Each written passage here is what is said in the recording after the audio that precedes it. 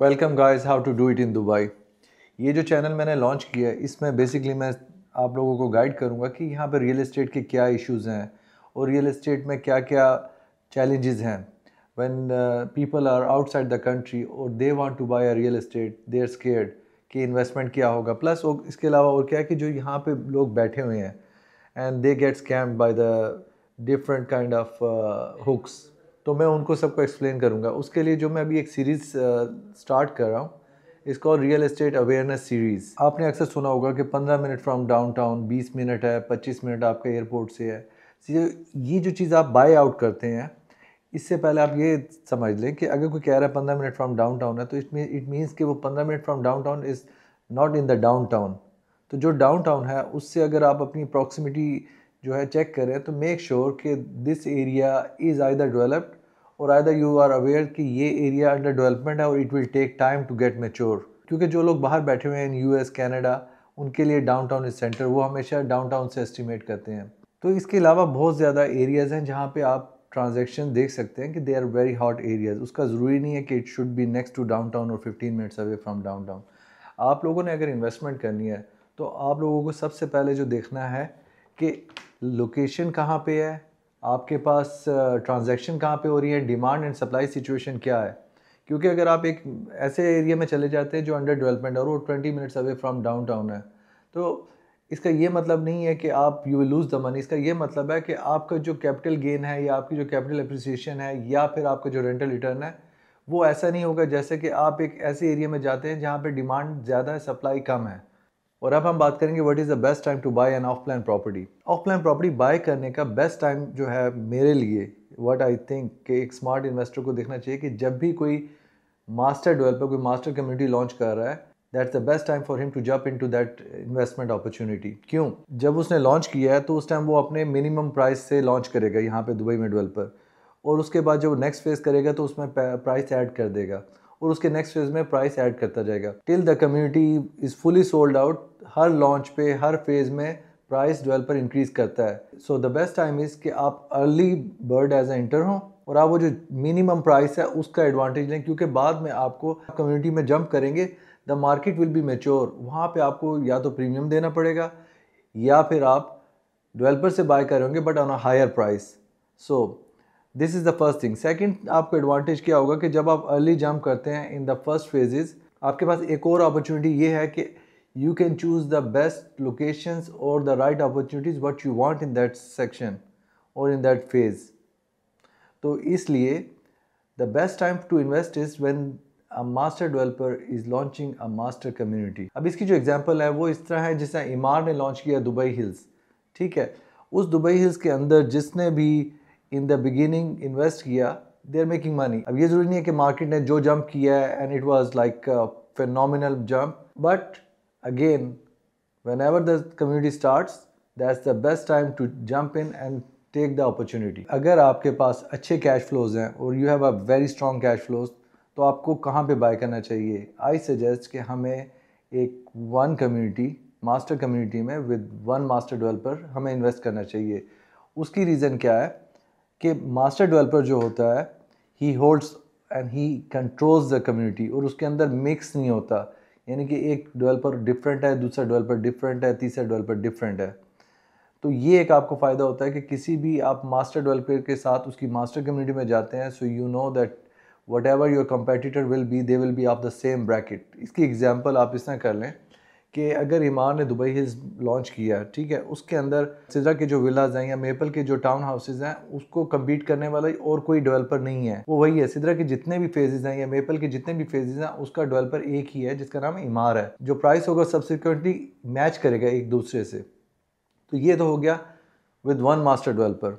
लेकिन अगर आपके पास कैश फ्लोज नहीं हैं और आप जाना चाहते हैं एक ऐसी मास्टर डेवलपमेंट में जहाँ पे मिक्स और ब्रांडेड रेजिडेंसीज मिक्स हो या बुटीक डेवलपमेंट मिक्स हो, तो उसके लिए आपको चूज़ करना है कि किसकी रेपुटेशन अच्छी है, कौन सा डेवलपर अच्छी रेपुटेशन के साथ है, किसका पेमेंट प्लान अच्छा है, या कौन सा आपके कैश फ्लोज के साथ चलता है। तो इसके लिए आप मुझसे रब्ता कर सकते हैं। आई कैन टेल यू कि कौन सा डेवलपर अच्छा है, कौन सी लोकेशन में, और उसके लिए आपको क्या कैश फ्लोज चाहिए होंगे, because this is my specialization कि I can design your cash flows. और इसी तरह आप किसी मिक्स यूज़ डेवलपमेंट में जाना चाहते हो, इन्वेस्ट करना चाहते हैं, तो उसके लिए अगेन जो मेरा सजेशन है वो ये है कि आपको देखनी है कि उस कम्युनिटी की या उस डेवलपमेंट की डिमांड एंड सप्लाई की सिचुएशन क्या है, ट्रांजैक्शन वॉल्यूम क्या है, आपका रिटर्न ऑन इन्वेस्टमेंट क्या आ रहा है और उसको मैच्योर होने में कितना टाइम लगेगा, उधर जो प्रोजेक्ट आप बाय करने लगे हैं उसकी लोकेशन क्या है, उसका व्यू क्या है, प्लस उसके बाद उसकी डेवलपर की रेपुटेशन क्या है, उसका पेमेंट प्लान क्या है।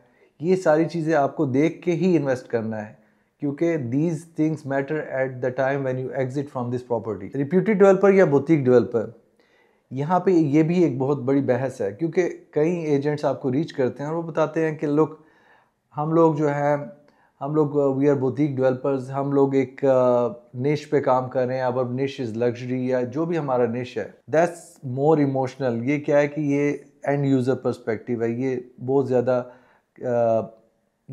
अपीलिंग होता है कि यार दे विल शो यू कि उसकी कितनी लग्जरी उन्होंने किया है, क्या ब्रांड लेके आ रहे हैं और वो क्या उस बिल्डिंग में या उस प्रोजेक्ट में मैनेज करेंगे। सो इट्स अपीलिंग, ठीक है।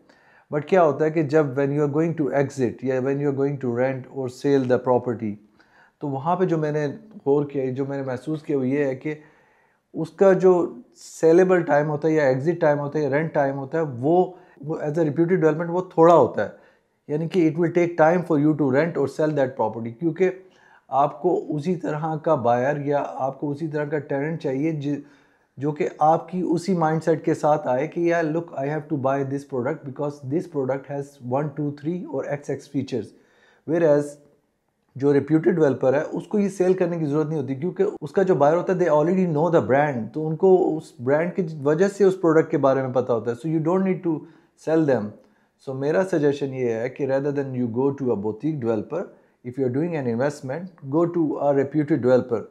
इसमें गवर्नमेंट डेवलपर्स बहुत ज़्यादा हैं जिनको आप फोकस कर सकते हैं, या उन डेवलपर्स को जिनका मार्केट में नाम है, जिनकी मार्केट में रेपुटेशन है। अच्छा, इसके बाद हम एक और चैप्टर को डिस्कस करने जा रहे हैं जो कि है booking amount versus real payment plan. इसके लिए देखें, आपने कई जगहों पे सोशल मीडिया पे या कई एजेंट से अक्सर हुक सुने होंगे कि सर आप 5% दे दें और ये बुकिंग हो जाएगी, या आप 5,000 दे दें, 50,000 दे दें और बुकिंग हो जाएगी। So they are just trapping you down there, कि वो आपको कह रहे हैं कि आएँ आप बुक करें, उसके बाद आप पेमेंट प्लान पे चलें। बट बिफोर दैट अंडरस्टैंड कि पेमेंट प्लान क्या है, क्योंकि 5,000 50,000 is just a hook. Basically you need to understand कि क्या आपके पास वो कैश फ्लोज हैं।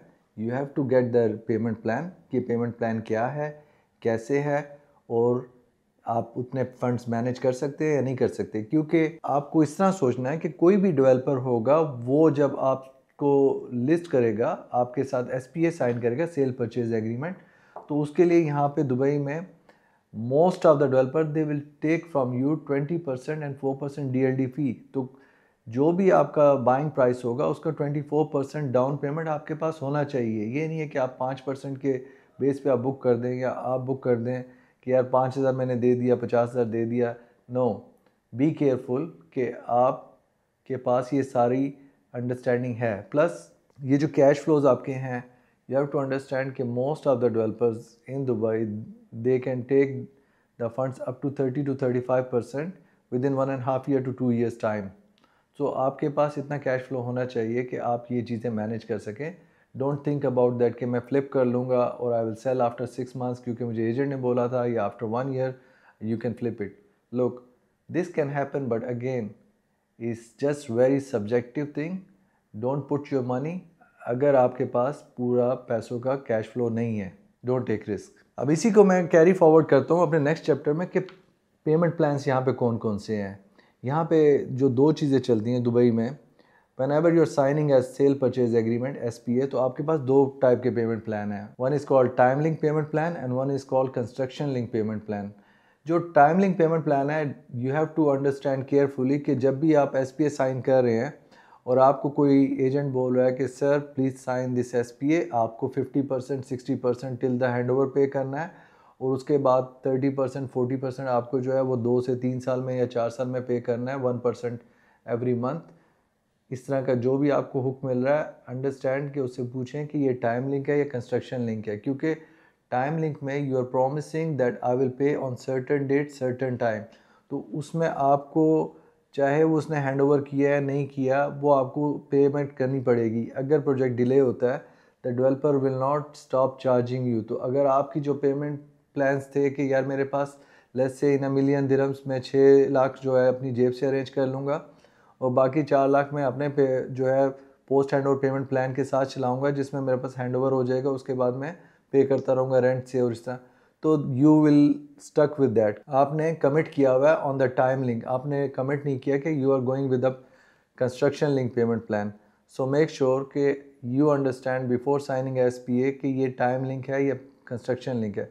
अब इसी तरह कंस्ट्रक्शन लिंक में क्या है कि कंस्ट्रक्शन लिंक जो है उसमें क्या होता है कि डेवलपर आपको कह रहा है कि you have to pay me as per certain completion stage every time whenever I reach a milestone, यानी कि मैंने अगर 20% कंप्लीट किया, 40% कंप्लीट किया, you need to pay me x amount of money.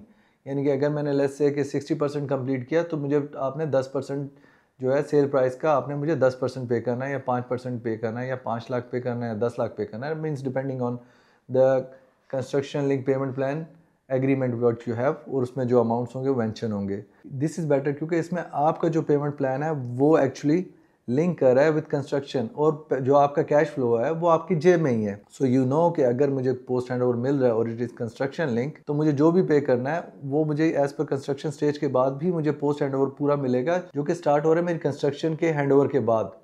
So you have to keep this in mind. But again, अगर वो developer की reputation अच्छी है या यू लाइक द प्रोजेक्ट और उसमें developer is offering you only time link payment plan and you don't have other option, then that's your call, it's your opportunity cost. But you need to understand कि in case the developer delays you must follow your commitment.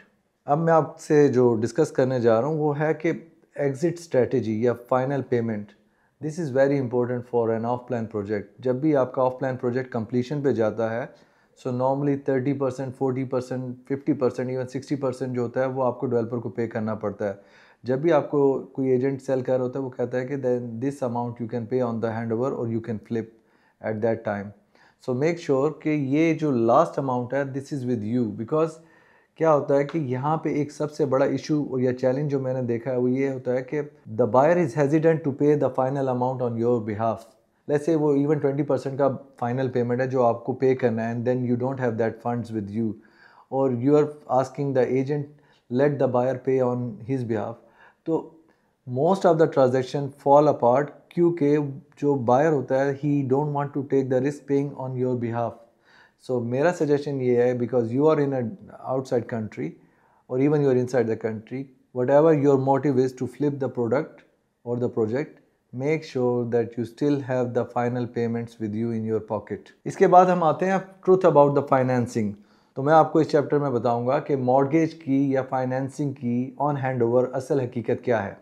सो इसको start इस तरह करते हैं कि आपको अक्सर agent बोलते हैं कि सर आप ले लें on 50% you can finance on the hand over, या जो भी आपका पेमेंट प्लान है 60-40 है या 70-30 है, कोई भी पेमेंट प्लान है, तो उसमें वो कहता है कि सर ये आपको हैंड ओवर के टाइम पे आपको बैंक आराम से मॉर्गेज कर देगा। लेकिन आपको उससे पहले ये अंडरस्टैंड करना है, do you have the eligibility और नो, कि अगर आप सेल्फ फाइनेंस हैं दैट्स रियली डिफ़िकल्ट। अगर आप सैलरीड हैं तो आपके पास कोई एलिजिबिलिटी है, यू हैव टू अंडरस्टैंड कि आप ले सकते हैं या नहीं ले सकते। अब इसके बाद नेक्स्ट चीज़ क्या होती है कि लेट्स से कि आपके पास एलिजिबिलिटी भी आ गई।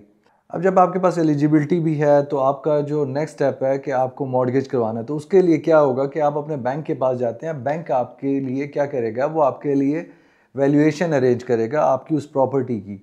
Now here is the point, अगर उसकी वैल्यूएशन उस तरह नहीं आती जो कि आपकी आस्किंग प्राइस है या सेल परचेज की एग्रीड बाइंग प्राइस है, तो bank will not cover that difference from the amount, तो वो आपको अपनी जेब से कवर करना पड़ेगा। So you have to understand at the time of hand over कि आपकी रियल एस्टेट की मार्केट वैल्यूएशन क्या है, और उसका जो डिफरेंस जो भी होगा वो आपके पास है, अगर नहीं है तो you have to arrange it. और इसी के साथ अगर आप लेके चलें कि ड्यूरिंग कंस्ट्रक्शन आप मॉर्गेज कर रहे हैं, so you understand that mortgage आपको कहाँ पे कितने % पे फाइनेंस मिलेगा। लेट्स से कि इस तरह ऑन 50% फाइनेंस, ठीक है। जब 50% कंप्लीट हो गया प्रोजेक्ट, उसके बाद आप बैंक के पास जाते हैं, बैंक फाइनेंस यू, तो जब भी वो आपके बिहाफ पे करेगा, they will charge you the EMI from the date of starting of that payment whenever they made the payment, but this EMI will be based on the payment what they will make on your behalf. So till the handover, whatever the bank is paying, they will be charging you EMIs based on the amounts they paid till the date of handover. मुझसे अक्सर लोग ये पूछते हैं कि यार मैं property finder पे गया, बेयूत पे गया, दुबिज़िल पे गया, वहाँ पे जो है सेकेंडरी मार्केट चीपर है और प्राइमरी मार्केट जो है वहाँ पे उसी डेवलपर की वो थोड़ी ऊपर प्राइस है, what's why I will buy from primary market. तो मैं उनको सिंपल एक बात बोलता हूँ कि अंडरस्टैंडिंग ये है कि देखें, जो सेकेंडरी मार्केट होगी वो हमेशा चीपर होगी इन वन कंडीशन कि डेवलपर के पास ऑलरेडी स्टॉक पड़ा हुआ है, और जो सेकेंडरी मार्केट में जो बंदा ये स्टॉक रख के बैठा हुआ है उसको बेचना है। अब उसको बेचना है तो उसको प्राइमरी मार्केट से या डेवलपर के प्रोजेक्ट से नीचे करके बेचना है प्राइस, अदरवाइज़ वो नहीं बेच सकेगा। अगर वो प्रीमियम चार्ज करने की कोशिश करेगा, he will not be able to charge the premium. जबकि अभी उसको वाइस वर्सा इस तरह कर लें कि जैसे ही डेवलपर का स्टॉक ख़त्म हो जाता है, उस प्रोजेक्ट में कोई इन्वेंट्री नहीं रहती, तो वही चीज़ सेकेंडरी मार्केट का जो बायर होता है वो जब बेच रहा होता है तो वो प्रीमियम के साथ बेचता है या हायर प्राइस पे बेचता है। इसकी एग्जांपल मैं आपके सामने रेंचिस को रखूँ, रेंचिस 3 को रखूँ, मुदोन को रखूँ, या मैं सिटी वॉक या डिफरेंट डाउनटाउन के प्रोजेक्ट्स को रखूँ कि जैसे ही डेवलपर का स्टॉक ख़त्म हुआ, मार्केट होगी मैच्योर और वो स्टॉक चला गया सेकेंडरी मार्केट के हाथ में, वहाँ से प्रीमियम आना शुरू हो गया। ज़रूरी नहीं है कि प्राइमरी मार्केट हमेशा एक्सपेंसिव हो। अगेन जो मैंने पहले चैप्टर में कहा था कि when the developer starts the master community, that's the best time to make money. Last but not the least कि अगर ये सब मैंने एक्सप्लेन कर दिया, then why I choose to buy an off plan project. मैं अब ऑफ प्लान क्यों बाय करूँगा?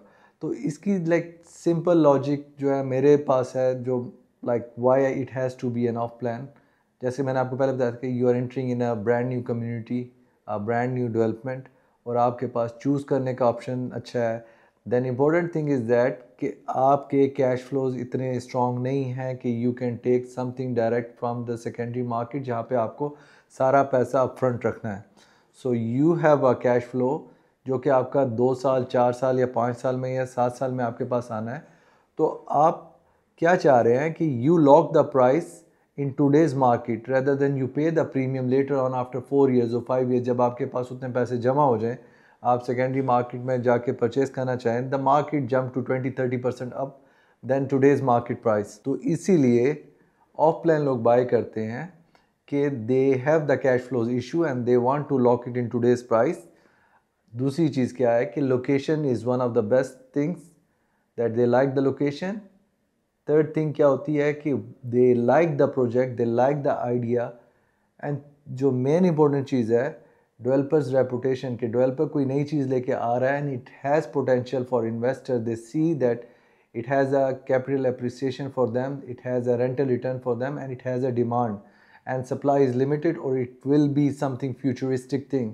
So उस जगह पे you must jump and buy that product. So buy an off plan, but make sure that you guys understand all these things what I discussed with you. And again, अगर आपको कोई off plan buy करना है या you want to discuss something regarding secondary market और कोई challenges हैं और technical information you want, you can reach me out. I am Waqas, how to do it in Dubai. और अगर आपको ये मेरे मार्केट अवेयरनेस के वीडियोस पसंद आए और आप चाहते हैं कि मैं इस तरह के और भी वीडियोस बनाऊं, तो आपको लाइक करना होगा, सब्सक्राइब करना होगा, शेयर करना होगा, कमेंट करना होगा। उसके अलावा you have to press the bell icon below.